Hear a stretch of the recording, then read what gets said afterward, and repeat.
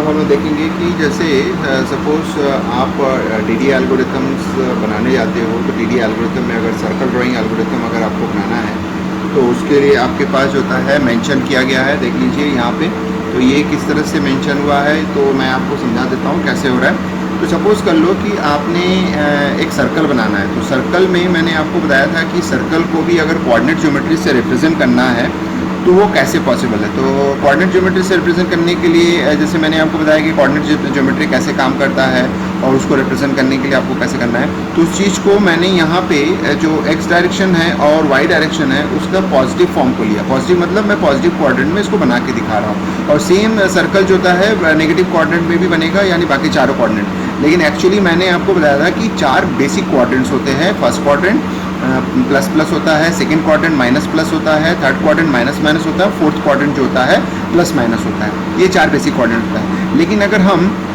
With respect to अगर diagonal भी convert करते हैं, यानी हर एक क्वाड्रेंट में टोटल जो एंगल होता है वो 0 डिग्री से लेके 90 डिग्री का एंगल होता है, यानी एक क्वाड्रेंट जो होता है 90 डिग्री का बना होता है। तो इस तरह से अगर हम एक क्वाड्रेंट की बात करते हैं तो 0 से 90 डिग्री होता है। तो उसमें एक खास बात होता है कि उसमें एक 45 डिग्री का भी एक एंगल होता है जिसमें स्ट्रेट लाइन होता है। तो इसका मतलब है ये जो स्ट्रेट लाइन होता है उस लाइन का equation always y is equal to X या x is equal to Y से रिप्रेजेंट करते हैं। आप देख सकते हैं यहाँ लिखा गया है। तो इसका मतलब ये जो स्ट्रेट लाइन है, इस लाइन का जो इक्वेशन होता है ऑलवेज जो होता है y is equal to X होता है, और ये जो लाइन होता है वो 45 डिग्री एंगल का लाइन होता है। फिर इसके बाद बाकी जो लाइंस होते हैं वो उससे लेस देन होता है या ग्रेटर देन होता है, जो भी है, तो वो y is equal to X नहीं होता है, वो उसका डिफरेंट जो इक्वेशन होता है। तो इसका मतलब है ये जो लाइन आपको दिख रहा है, इस लाइन का equation always y is equal to X या x is equal to Y होता है।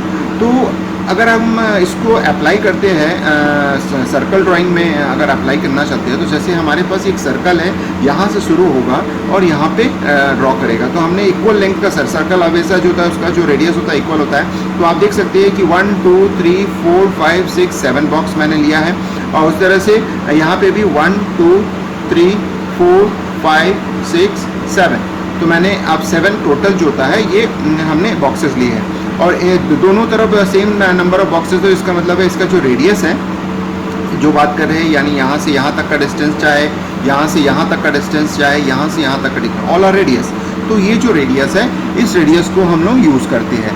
तो अब ये आता है कि अब जब इनिशियल वैल्यू हम कहाँ से शुरू करते हैं। हम इनिशियल वैल्यू 2 तरीके से स्टार्ट कर सकते हैं, चाहे तो हम यहाँ लेके स्टार्ट कर सकते हैं, नहीं तो फिर इसको मान के चल सकते हैं। तो मान के चलते हैं कि हमारा इनिशियल वैल्यू ये है, हम एक तरीके से सपोज कर लेते हैं, फिर बाकी सब चीज़ें सिमेट्रिक होती है। तो अब खास बात ये होता है कि जब हम सर्कल ड्राइंग में सॉल्व करते हैं तो उस केस में आपको पूरा का पूरा जो ये 2 जो क्वाड्रेंट है, यानी आप एक क्वाड्रेंट पे काम कर रहे हैं, लेकिन पूरे एक क्वाड्रेंट पे काम ना करके, इसका मतलब है यहाँ से लेके ये पूरे पिक्सल को ड्रॉ करने के बजाय आपके पास एक खास बात होता है कि ये y equal to X line होता है। तो इसका मतलब है अगर इस पार्ट में मैं, यानी ये जो आपको पार्ट दिख रहा है, इस पार्ट का अगर कैलकुलेशन कर लेता हूँ या फिर इस पार्ट का अगर मैं कैलकुलेशन कर लेता हूँ, तो इसका मतलब है कि अगर मैं 1/4 यानी 1/2 कर देता हूँ, यानी क्वाड्रेंट का जो पूरा पोर्शन है उसका हाफ कर देता हूँ, तो इसका मतलब है पूरे जो कोऑर्डिनेट ज्योमेट्री का 1/8 पोर्शन, जिसको हम लोग बोल रहे हैं, यानी इसको हम लोग बोल रहे हैं ऑक्टेन, जिसको हम लोग बोलते हैं ऑक्टेन। अगर मैं एक ऑक्टेन को वैल्यूएट कर लेता हूँ तो बाकी सब वैल्यू जो होता है मैं जनरेट कर सकता हूँ। वो सेम है जैसे मैंने आपको अभी थोड़ी देर पहले आपको एक छोटे से वीडियो में बताया था कि एक ही पॉइंट को हम चारों कोऑर्डिनेट में जब रिप्रेजेंट करते हैं तो उसका रिप्रेजेंट करने का तरीका अलग हो जाता है। तो मैं इसके नेक्स्ट में आपको ये बताऊंगा कि किस तरह से हम ऑक्टेन में सिमेट्रिसिटी क्रिएट कर सकते हैं, यानी एक वैल्यू मैं अगर लेता हूँ तो बाकी सब जगह सेम वैल्यूज़ कैसे हो सकता है, वो मैं आपको इसके बाद वाले वीडियो में आपको बताता हूँ। तो यहाँ पे आप समझिए कि मुझे अगर इस पर्टिकुलर पोर्शन का, यानी 1/8 पोर्शन जिसको हम लोग बोल रहे हैं, अगर कैलकुलेट कर लेता हूँ तो फिर मैं बाकी सब ड्रॉ कर सकता हूँ। तो उस चीज़ के लिए मैं यहाँ पे सपोज करके चल रहा हूँ कि मेरा ये इनिशियल पॉइंट है जिसकी वैल्यू है y के, और ये x के डायरेक्शन पे है। तो यानी इसका जो क्रॉस पॉइंट्स है वो यहाँ पे है और यहाँ पे है। अब इन दोनों क्रॉस पॉइंट में से हमारे पास करंट पोजीशन है। अब हम चाहते हैं कि x k+1 में मूव करना चाहते हैं, तो इसका मतलब है इस डायरेक्शन पे हमारा जो वैल्यू है वो +1 मूव कर रहा है, तो यानी बाय डिफॉल्ट हमारा +1 है। अब इस +1 के डायरेक्शन में हमारे पास 2 चीज़ें पॉसिबिलिटीज़ है, यानी yk के तो करेक्ट yk, यानी ये जो था yk पोजीशन पे है। अब एक पॉसिबिलिटीज ये बनती है कि ये जो हम नेक्स्ट मूव करेंगे, यानी इस डायरेक्शन पे अगर x k+1 में मूव करेंगे तो वो वैल्यू ये वाला होगा या ये होगा, ये डिसीजन करना जरूरी है। तो इसका मतलब है या तो वो yk होगा या तो फिर yk-1 होगा।